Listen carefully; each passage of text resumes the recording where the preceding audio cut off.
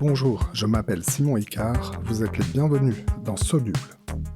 Aujourd'hui, je m'intéresse à une école gratuite, sans prof et sans cours. Elle est ouverte 24 heures sur 24 et des personnes y apprennent à coder. Vous allez l'entendre, c'est aussi un tremplin vers une nouvelle vie professionnelle. Bonjour Chloé, Béret, Tony. Bonjour Simon.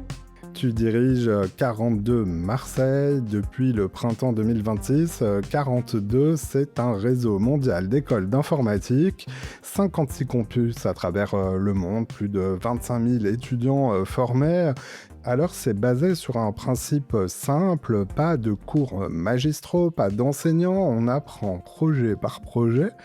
Et donc, c'est une nouvelle forme d'apprentissage sur le terrain. On va parler de cette approche et de qui peut en bénéficier. Tu nous éclaireras sur la méthode et la philosophie de cette formation qui est donc désormais disponible à Marseille depuis 2025. Alors, c'est à 2 pas du Vieux-Port où tu es installé. On peut tout savoir des opportunités de reconversion et de réinsertion que les étudiants peuvent saisir au terme de leur cursus. Mais d'abord, je m'intéresse toujours au parcours de mon invité en début d'émission. Est-ce que tu peux nous parler un peu de toi? Tu faisais quoi avant d'atterrir à Marseille pour diriger l'école 42? Moi, j'ai un parcours un peu, on va dire traditionnel, mais qui ne me prédestinait pas à devenir directrice d'une école d'informatique. Moi, j'ai fait une école de commerce et en fait, j'ai été assez rapidement intéressée par le secteur de la tech parce que c'était un milieu très innovant qui évoluait très vite et qui offrait beaucoup d'opportunités. Donc, j'ai eu la chance de commencer ma carrière chez Google à Paris, où j'ai notamment piloté des programmes de formation aux compétences numériques pour tout un ensemble de publics, des gérants de TPE-PME qui voulaient avoir une visibilité sur Google Maps, des étudiants qui voulaient ajouter des cordes à leur arc en se formant en marketing digital, des personnes en reconversion, des publics éloignés de l'emploi. Et donc, ça m'a énormément passionnée parce que c'était à la croisée justement de la tech et de la formation et que c'était en fait créateur d'opportunités, de changement de carrière, de développement de business pour les personnes qui bénéficiaient de ces formations. Et ensuite, j'ai pivoté toujours chez Google en relations publiques. Mon travail consistait à faire savoir que Google faisait tout ça au service de la société et de l'économie française. Ensuite, j'ai continué dans la tech puisque donc je suis partie chez Meta pour également faire des relations publiques. Et puis ensuite, j'ai changé un peu, on va dire, de structure. Je suis allée chez Welcome to the Jungle, donc qui est une plateforme de recrutement pour les jeunes et voilà, qui offre tout un ensemble de solutions RH. Et donc là, en fait, le fil rouge un peu de l'histoire, c'est que après avoir travaillé, on va dire, sur des sujets de formation, je travaillais sur des sujets d'insertion professionnelle des jeunes. Et donc, petit à petit, voilà, entre la formation, l'insertion professionnelle et, on va dire, mon intérêt et ma passion personnelle pour le secteur de l'éducation, j'ai eu l'opportunité de rejoindre 42 Marseille il y a quelques mois. La tech, on va en parler avec justement ce prisme de la pédagogie, de l'apprentissage, de l'éducation. Hein. On va d'abord poser les bases pour les gens qui n'ont jamais entendu parler de l'école 42. À l'origine, c'est une idée de Xavier Niel, l'entrepreneur français qui est le fondateur de l'opérateur Télécom Free, du groupe Iliad. La première école a ouvert à Paris. Alors, c'est il y a un moment déjà, c'était en 2013. Comment est né tout ça? Effectivement, c'était en 2013. Donc voilà, l'école, le campus de Paris a un peu d'avance sur celui de Marseille. En fait, c'est né d'un constat très simple qui était vrai à l'époque et qui l'est encore aujourd'hui. C'est qu'en fait, il y avait énormément de besoins au sein des entreprises de profils tech, notamment donc de développeurs, et pas assez de ressources humaines sur le marché. Ça, c'était le premier constat. Et le second, c'est qu'il existait évidemment des écoles d'informatique, mais qui étaient toutes payantes et en général assez chères, et donc pas accessibles à tout le monde. Et en fait, la vraie croyance à la base de 42, c'est que le potentiel est partout, mais les opportunités ne sont pas partout. Donc, la mission de 42, c'est de réussir à réduire cet écart en permettant à plein de gens différents, avec des profils, et donc je pense qu'on va en parler, très divers, de pouvoir se former au code et avoir accès à des opportunités professionnelles nombreuses et variées. Donc il y avait vraiment voilà cette envie-là de fonder une école gratuite, inclusive, mais aussi d'excellence, qui permette partout, à la base en France, mais maintenant aussi à l'international, de recruter au mérite et au talent. Le mérite, le talent et la gratuité. Alors aide-nous à nous représenter l'école 42 de Marseille. Elle a ouvert ses portes à l'été 2025. C'est le tout début. Alors concrètement, quand quelqu'un pousse la porte de l'établissement, ça ressemble à quoi, puisque c'est pas une école comme les autres? Non, c'est pas une école comme les autres. Alors, à 42 Marseille, donc nous, on a la chance d'être situés dans le centre-ville de Marseille, dans un immeuble qui s'appelle Grande Centrale, où on est au sein, en fait, d'un écosystème bouillonnant, puisque dans cet immeuble, on retrouve également l'incubateur The Box, une autre école et différents médias du groupe CMA Média. Je le précise d'emblée, donc à Marseille, pour notre école, on a la chance d'avoir comme mécène exclusif le groupe CMA-CGM, donc qui est à l'initiative du lancement du campus de 42 Marseille. Et donc concrètement, à quoi ressemble notre campus? Il faut imaginer un grand open space qu'on appelle un cluster, avec 150 postes de travail. C'est très ouvert, puisque je pense qu'on va y revenir, mais la pédagogie de 42 repose vraiment sur l'apprentissage par les pairs, donc c'est-à-dire en collectif. Donc forcément, ça implique de pouvoir avoir facilement des échanges. On a également un grand espace de détente, puisque c'est aussi un lieu de vie, en fait, cette école. Le campus est ouvert 24 heures sur 24, 7 jours sur 7. Pourquoi? Pour pouvoir, en fait, répondre aux besoins de tous nos étudiants, puisqu'on a une diversité de profils et de publics. On a des personnes qui ont un job à côté, des personnes qui ont une famille, donc qui peuvent pas forcément venir travailler, étudier en journée, donc qui viennent le soir, le week-end, la nuit, ce qui explique pourquoi ce campus est ouvert. Les écoles 42 se présentent comme des écoles du numérique ouvertes à toutes et tous. On l'a compris, elles sont gratuites, sans condition de diplôme. On va voir dans un instant, oui, en effet, en pratique, comment ça se passe, à qui c'est destiné. Mais je me demande concrètement ce que l'on y apprend. Qu'est-ce qui se cache derrière les mots de développeur informatique, de codeur, de codeuse? Est-ce que tu peux nous dire un petit peu qu'est-ce que c'est comme métier finalement? Tout le monde ne sait pas. Alors, à 42, on va vraiment apprendre les bases de la programmation informatique. Donc, c'est-à-dire à développer des programmes et des logiciels. On a une première partie qui consiste en un tronc commun, où les étudiants vont apprendre des langages bas niveau, donc comme le langage C ou le langage Python, le développement web, mais aussi les systèmes d'information, les réseaux, comment ça fonctionne, les bases des algorithmes. On va dire vraiment, c'est les piliers de l'informatique. Ensuite, ils vont pouvoir se spécialiser dans un second temps vers différentes spécialités, par exemple le développement mobile, donc concrètement pour développer des applications qu'on utilise au quotidien sur nos smartphones, la data, l'IA, la cybersécurité, donc c'est-à-dire comment est-ce qu'on protège les organisations, les entreprises des menaces cyber qui sont de plus en plus sophistiquées et développées de nos jours.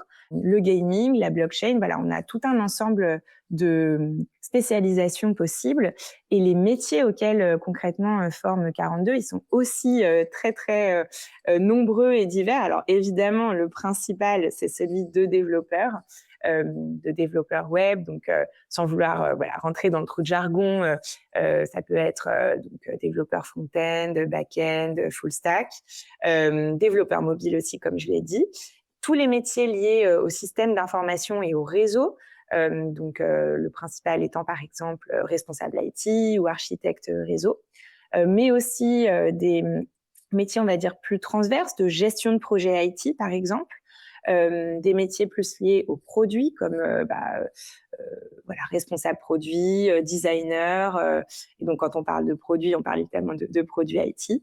Les métiers liés à la data et au machine learning, les métiers de la cybersécurité et de plus en plus aussi les métiers liés à l'intelligence artificielle. L'école est ouverte à toutes et tous, mais je me demande s'il faut être un geek ou une geekette pour s'intégrer à l'école 42. Je veux dire, est-ce qu'il faut être particulièrement au fait de la technologie, en être passionné? Quand tu regardes qui entre vraiment chez vous, quels sont les profils des étudiants qui se dessinent? Alors, absolument pas. 42 ne demande aucun prérequis.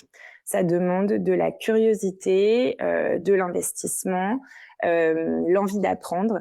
Mais nous, on a aujourd'hui, par exemple, à Marseille, dans notre première promotion d'étudiants, une majorité, donc plus que 50% d'étudiants qui n'avaient jamais codé avant d'intégrer 42. Donc il ne faut pas être geek. Et pour te donner quelques exemples, on a, nous, par exemple, dans nos étudiants de cette première promotion, Marie, qui est une ancienne artiste plasticienne. On a Livan, qui avait son épicerie. On a Tania, qui faisait avant du marketing et qui, idem, n'avait aucune base technique. Donc, on a des profils très variés, beaucoup de personnes en reconversion professionnelle qui viennent justement pour apprendre autre chose et ouvrir finalement leurs horizons professionnels. On a compris que c'est une école qui a une approche pédagogique très particulière et pour cause, on le redit, il n'y a pas de profs ni de cours magistraux. On a aussi compris avec ta description qu'il n'y avait pas de salle de classe, pas d'amphithéâtre. Alors on se demande comment se font les apprentissages concrètement. Est-ce que tu peux nous donner des exemples pour nous projeter? Oui, bien sûr. Alors, effectivement, à 42 donc à 42 Marseille, il n'y a pas de prof, pas de cours, pas de classe. Néanmoins, on est là évidemment pour apprendre. Donc, les bases de la pédagogie de 42, et ça, c'est ce qu'on retrouve dans absolument tous les campus, c'est l'apprentissage par les pairs, donc ce qu'on appelle le peer learning, et l'apprentissage par projet. Donc, concrètement, comment ça se passe? Les étudiants vont apprendre ensemble, de manière collective. Comme je te l'ai précisé, il n'y a pas de prérequis. Donc en fait, on estime, et c'est ce qu'on voit, et c'est là que la magie opère, que chacun a des choses à apporter aux autres. Donc concrètement, un étudiant ou une étudiante qui arrive à 42, notamment dans sa piscine, je pense qu'on y reviendra, va se retrouver face à un problème qu'il ne va probablement pas comprendre. Et donc, il va se tourner vers sa voisine de gauche, si elle ne sait pas, vers son voisin de droite. Et l'idée, c'est qu'en fait, petit à petit, le savoir se répande justement grâce au peer learning. Donc, on monte en compétences ensemble, on échange. Il y a énormément de bruit sur un open space, un cluster à 42 Marseille, puisqu'en fait, les étudiants apprennent ensemble, s'évaluent aussi les uns les autres, donc à travers ce qu'on appelle des peer reviews, c'est-à-dire ton voisin va revoir ton code et t'expliquer ce qui, d'après lui, ne va pas, comment est-ce que lui l'aurait fait. Et ensuite, donc, le deuxième pilier, c'est l'apprentissage par projet.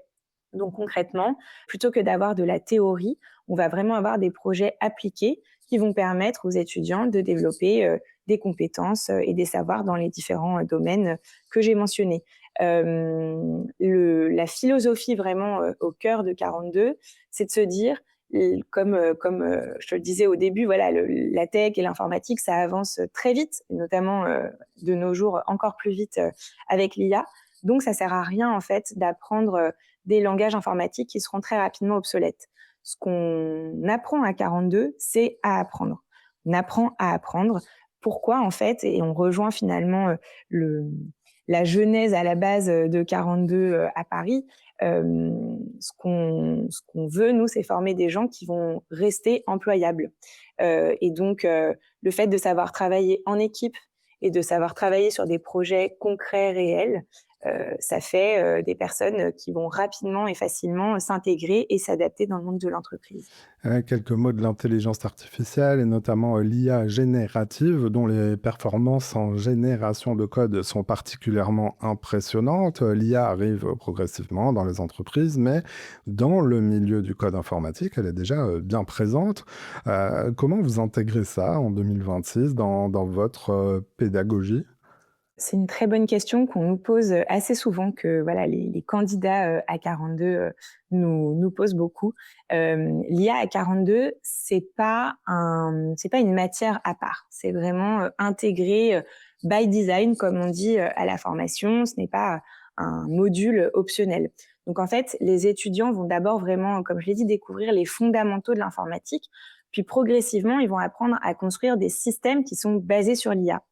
Nous, on ne veut pas former des experts d'un outil précis. On veut, comme je l'ai dit, former des professionnels qui vont être capables de construire et de comprendre les technologies qui arrivent. Donc aujourd'hui, les étudiants, concrètement, ils travaillent sur certains projets liés à l'IA. Donc par exemple, ils apprennent comment fonctionne un LLM ou comment construire un agent IA. Mais vraiment, l'important, c'est que plus l'IA en fait progresse, plus le fait de maîtriser les fondamentaux, c'est quelque chose d'important.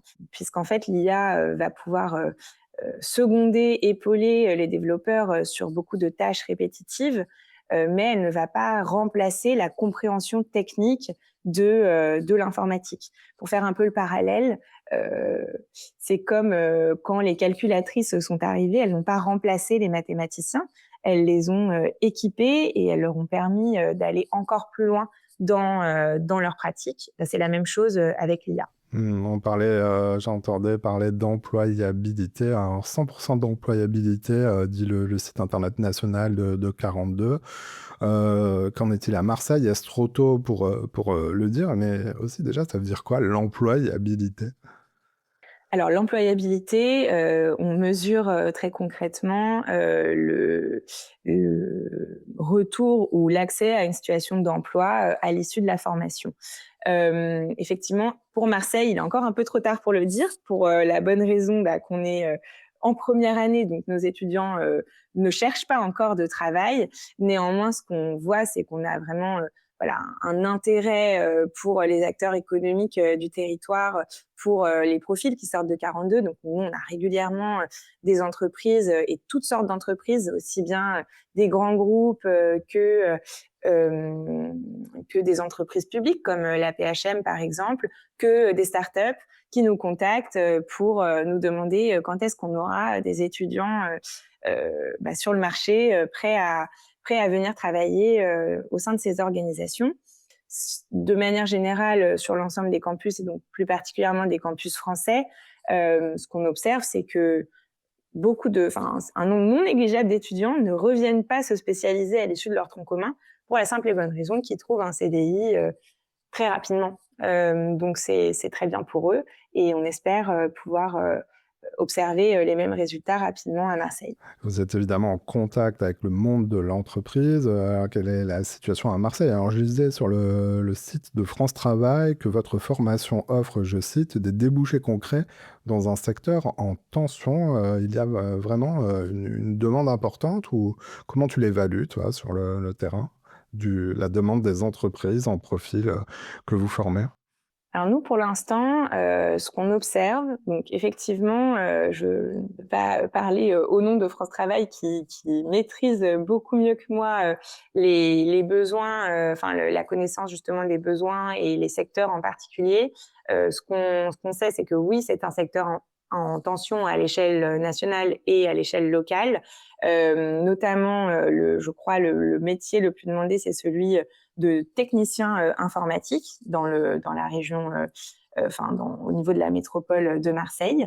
Nous, c'est vrai que dans les échanges qu'on a avec les entreprises, on a beaucoup d'entreprises qui nous demandent si on a des étudiants qui peuvent venir, on va dire, évangéliser au sujet de l'intelligence artificielle.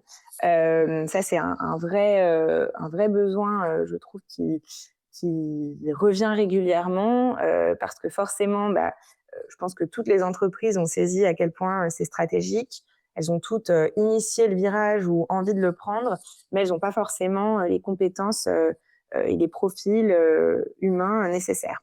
Donc, nous, c'est vraiment là-dessus qu'on est beaucoup sollicité sur euh, des, des métiers comme architecte IA, change manager, donc c'est-à-dire accompagner le changement sur l'intelligence artificielle et également développer des agents IA applicatifs pour des besoins métiers très concrets. Et donc c'est vrai on a la chance, notamment grâce au mécénat de CMA-CGM, de faire travailler les étudiants sur des problématiques concrètes. Donc, par exemple, au début du mois de juin, on a une trentaine d'étudiants qui ont travaillé dans le cadre d'un hackathon, donc c'est-à-dire 72 heures d'innovation intense pour développer en fait des agents IA pour répondre à des besoins métiers concrets du groupe CMA-CGM, notamment en termes de cybersécurité. On rappelle, CMA-CGM, c'est l'un des plus grands armateurs mondiaux dont le siège social est à Marseille, donc mais qui a aussi une branche média. Le cursus dure 3 ans en moyenne, mais tu vas nous dire pourquoi il n'y a pas de durée unique pour l'ensemble des étudiants. Là aussi, c'est une spécificité. Est-ce que ça change toujours pour quelqu'un qui se projette? C'est ouvert à toutes et tous, mais voilà, comment s'établit dans la durée le parcours d'un étudiant ou d'une étudiante? Encore une originalité, effectivement. Alors, donc les étudiants, les étudiantes vont commencer par le tronc commun et forcément, comme il n'y a pas de cours, ils avancent à leur propre rythme. Donc, c'est très flexible, c'est très autonome pour pouvoir justement s'adapter finalement aux spécificités des uns et des autres. En moyenne, le tronc commun va durer 1 an et demi, mais il y a énormément de variabilité entre ceux qui sont les plus assidus et ceux qui ont besoin de plus de temps. Néanmoins, on considère que c'est maximum 2 ans. Et ensuite, on encourage fortement les étudiants à aller faire un stage, une alternance, et ensuite à revenir se spécialiser. Et là encore, ça va prendre finalement autant de temps qu'ils ou elles le souhaitent, puisqu'ils peuvent faire autant de spécialisation qu'ils le veulent. En fait, un étudiant ou une étudiante de 42 s'auto-alumnise, donc décide de devenir ancien étudiant quand il ou elle estime en fait qu'il en a appris assez. Ça, c'est une particularité assez originale, mais qui illustre bien cette notion d'apprendre à apprendre et de curiosité et de motivation personnelle qui sont au cœur de 42. Et donc, on s'auto-alumnise. Il y a tout de même, alors non pas un diplôme, mais un certificat officiel à la fin du parcours. Comment ça se passe pour le faire valoir sur le marché du Oui. travail? Quand on entre chez 42, c'est une formation qui est éligible à un titre RNCP. C'est-à-dire que, sous réserve de remplir certains critères, donc d'avoir justement mené à bout un certain nombre de projets pédagogiques au sein du cursus, avoir eu un certain nombre d'expériences professionnelles, donc que ce soit en stage ou en alternance, on va pouvoir faire valoir ses compétences auprès du ministère du Travail et donc obtenir l'équivalent d'un bac+3 ou d'un bac+5, donc qu'on appelle des titres RNCP de niveau 6 et 7. Pourquoi est-ce que ça fonctionne comme ça et pas sous forme, par exemple, de licence ou de master? C'est parce que il n'y a pas de condition de diplôme pour rentrer à 42. Donc, ce n'est pas nécessaire, par exemple, d'avoir le bac. Le seul cas dans lequel c'est nécessaire d'avoir le bac, c'est si on est mineur. Voilà, le seul critère d'entrée, c'est d'avoir 18 ans. Donc voilà, finalement, on peut quand même effectivement avoir l'équivalent d'un bac+3 ou d'un master 2. Et d'ailleurs, je tiens à préciser, peut-être pour revenir sur les profils de 42 Marseille, qu'on a, nous, vraiment une mixité et une diversité de profils qui font toute la richesse de cette première promotion. Ça va de 18 à 57 ans, avec une moyenne d'âge de 30 ans. On a des personnes qui n'ont pas le bac et d'autres qui ont un doctorat. On a, et ça j'en suis très fière, 22% d'étudiantes, parce qu'il y a un vrai sujet qui est le manque de parité dans le monde de la tech, qu'on observe à tous les niveaux. Et donc, vraiment, j'encourage les jeunes filles, les jeunes femmes qui nous écoutent à ne pas s'auto-censurer. 42, c'est vraiment une école qui est ouverte à toutes. Et je pense que le fait qu'à Marseille, au niveau, par exemple, du staff de l'école, on est 2 tiers de femmes, ça en dit long sur notre volonté de donner ces opportunités aussi aux jeunes femmes et aux jeunes filles. Donc, allez-y, foncez et venez étudier à 42. 22% d'étudiantes dans un univers historiquement très masculin. Donc, c'est à souligner. Alors, je suis sûr qu'il y a plein de gens parmi ceux qui nous écoutent qui vont se montrer intéressés ou pour des proches. J'entendais le mot piscine. Vous n'avez pas de piscine au sens aquatique du terme, mais c'est un élément important. C'est même le point de départ, peut-être, pour vous rencontrer, pour aller vers vous. C'est une campagne de recrutement des étudiants. C'est ainsi que vos promotions se constituent.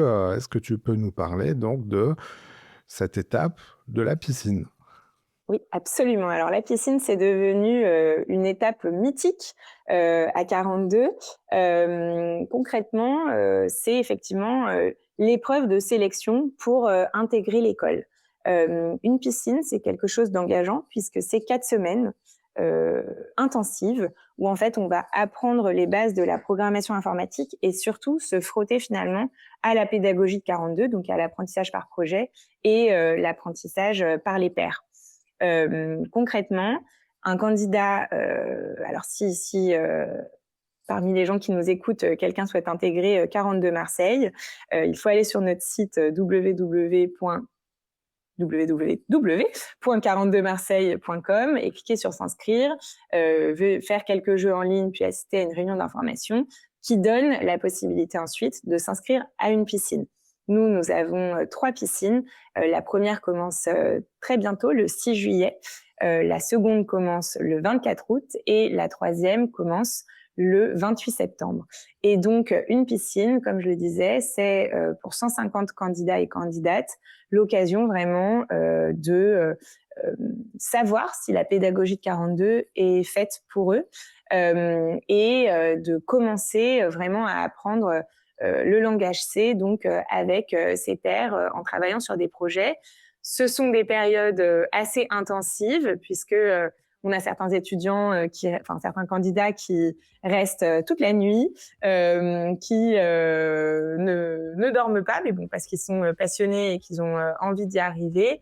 Et c'est vraiment à l'issue donc de ces 4 semaines qu'on décide d'intégrer ou non des candidats à la promotion. Il y a quelque chose, moi, je pense, qui est important de préciser, c'est que vraiment pour participer à une piscine, une fois de plus, il n'est pas nécessaire d'avoir des bases ou des prérequis en code, en programmation. Il faut vraiment avoir de la motivation, de la persévérance, l'envie d'apprendre et de la curiosité. Ce sont ça et le collectif, les critères finalement d'intégration les plus importants. L'envie, pas de diplôme obligatoire, avoir au moins 18 ans. Et j'ai entendu, si on est mineur, là, il faut présenter le bac. C'est pour ceux qui ont peut-être 17 ans et quelques. Exactement. Chloé Berrettoni était dans Soluble. Tu es donc la directrice de 42 Marseille. Tu l'as dit, ton site internet est facile à trouver, 42marseille.com. 42, c'est à taper en chiffres. Je mets aussi le lien du site du réseau si vous êtes intéressé, car il y a 8 écoles à travers la France, dont une à Paris. Si vous n'êtes pas Marseillais, Marseillaise, évidemment, ça, c'est bon à savoir. On vous retrouve aussi facilement sur les réseaux sociaux? Absolument, sur LinkedIn, Instagram et TikTok. Merci Chloé d'être passée dans Soluble. Merci beaucoup Simon. Et c'est déjà la fin de cet épisode. Merci à vous de l'avoir suivi. S'il vous a plu, notez-le, partagez-le et parlez-en autour de vous. Vous pouvez aussi nous suivre sur notre site internet csoluble.media. À bientôt.